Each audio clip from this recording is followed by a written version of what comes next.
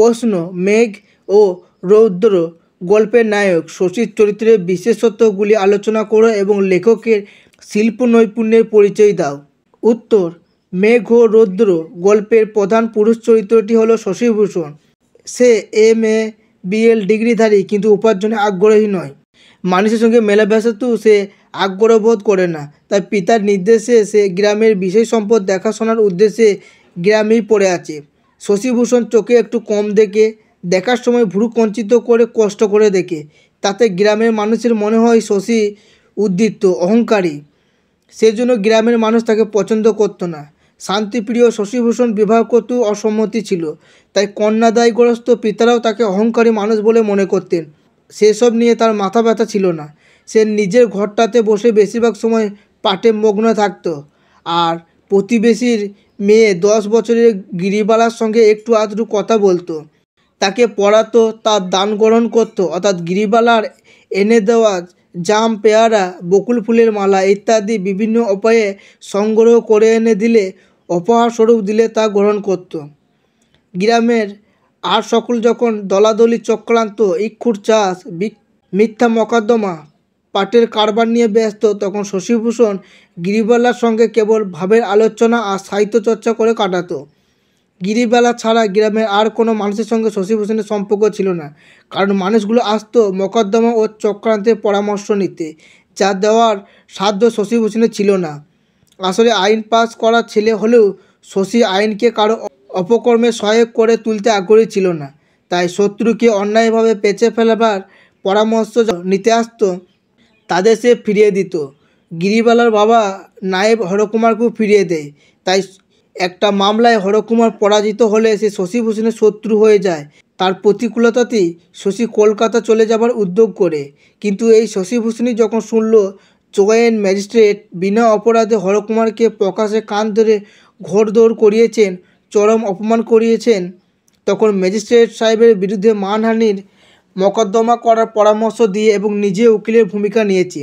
Magistrate সাহেব শশীবাবুকে নিজের private কামরায় ডেকে যখন গোপনে মকদ্দমাটা মিটমাট করে নিতে বলেছেন, তখন স্বল্পভাষী শশীভূষণ বলেছে তিনি প্রকাশ্যভাবে অপমানিত হয়েছেন, গোপনে ইহার মিটমাট হইবে কী করিয়া।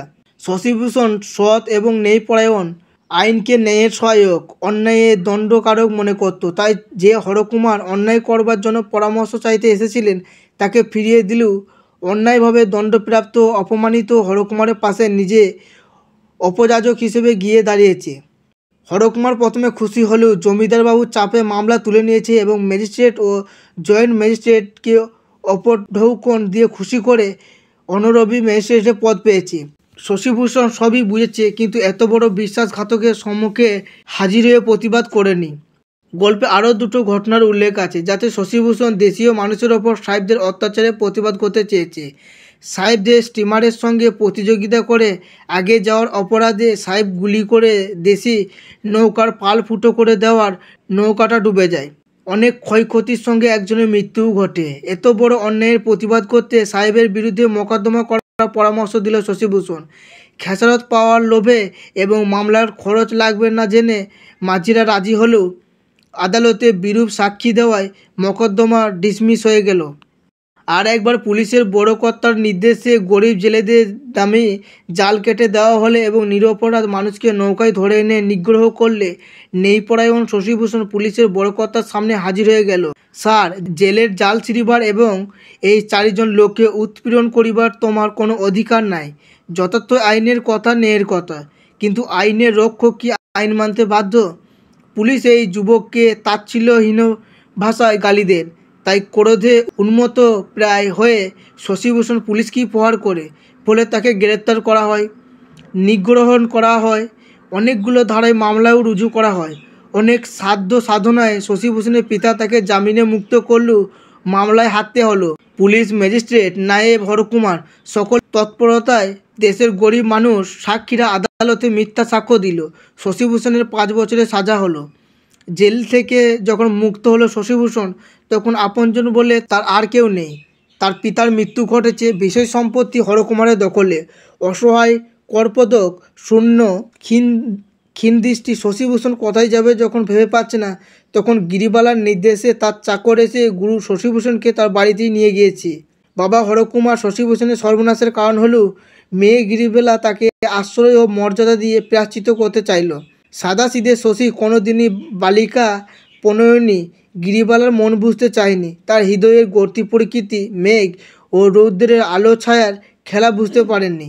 এখন সেই গিরিবালার 16-17 বছরের বিধবা রমণী তার সামনে এসে দাঁড়ালে কোনো কথাই উচ্চারণ করতে পারেননি। বাকরুদ্ধ হয়েছে তার কণ্ঠ। রবীন্দ্র সাহিত্যে শশিভূষণ অবশ্যই একটি স্বতন্ত্র চরিত্র। সে অনেকটা শরৎচন্দ্র চট্টোপাধ্যায়ের উপন্যাসের নায়কের মতো আবেগ সর্বস্ব, বাস্তব জ্ঞান সম্পন্ন নয়। অন্যায়ের প্রতিবাদ করতে চায়, স্বদেশীদের পাশে দাঁড়াতে চায়, কিন্তু কী উপায়ে সেটা করা যায় সেই বাস্তব বুদ্ধিটুকু তার নেই। লেখক চরিত্রটিকে গাম্ভীর্য দিতে চাননি, কথা মারপ্যাঁচে তার চারিত্রিক বৈশিষ্ট্যগুলি ফুটিয়ে তুলেছেন। সংলাপের ব্যবহার খুবই কম, তাই চরিত্রটি তেমন জীবন্ত হয়ে উঠতে পারেনি। তবে তার পরিণতির মধ্য দিয়ে দেশবাসীর ভীরুতা, স্বার্থপরতা, হীনমন্যতা আর শক্তিহীন, সহায়হীন, আবেগতাড়িত স্বদেশপ্রেমের পরিণতি বেশ শিল্প নৈপুণ্যের সঙ্গে দেখানো হয়েছে।